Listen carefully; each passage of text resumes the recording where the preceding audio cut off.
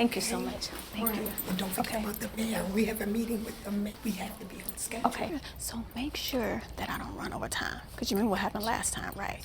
I was late last time, so just keep me on schedule, okay? All right, okay, thank you.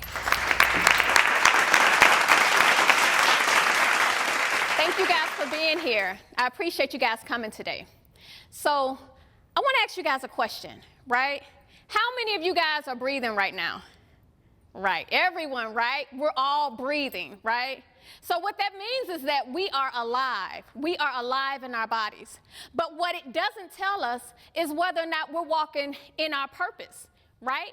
The mere fact that God woke you up this morning. So are you walking in your purpose? Like, what is your purpose? Do you know what your purpose is?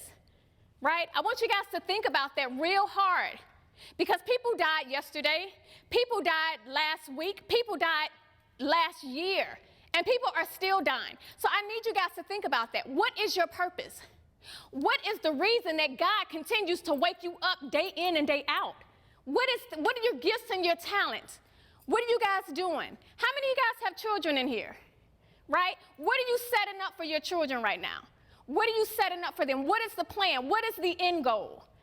I want you guys to think real hard about that. What is your purpose? Right? What are your gifts and your talents? Are you using your gifts and talents, or are you just sitting on them? Right? Are you just burying them in the dirt, in the sand, not using and walking in your purpose? Right? Because we all have gifts and talents.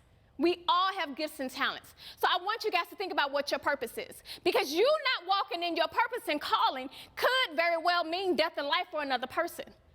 Maybe there's an idea, or maybe an organization, or maybe an event that you can start to help someone else.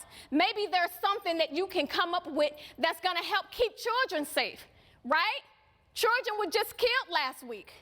So what is that thing? What is that thing that God put in you, right? Not in someone else, but in you. He put it in you. And just because someone else is doing something that you may think is your purpose, it's not you. When God created you, he created you uniquely, right? So no one can do what you can do. So I want you guys to think about that, because we want to find out what that purpose is. Now, there are a few things that can keep you from your purpose, right? Storms of life can keep us from our purpose, right? Life challenges can keep us from our purpose. But you know, the storms of life, I just want to stop right there just for a moment, because we're all experiencing storms right now, right? These storms, right? So in order for you to be successful in overcoming your storm, first thing you have to do is identify the category of that storm.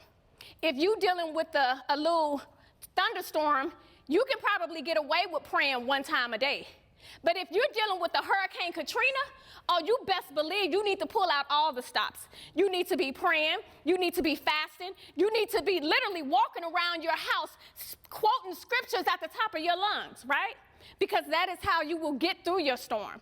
You need to put on the whole armor, right? And just because you're going through a storm, your purpose is probably being birthed through that storm, right? So we don't want to just try to get rid of the storms, because you could possibly have your purpose in that storm. So I want you guys to leave here today, and I want you to go home, and I want you to think real hard and long about what your purpose is. And I want you to decree and declare that you will begin to identify what that purpose and that calling is. That is what I want you guys to do, right? So I want you guys to repeat after me. I will begin.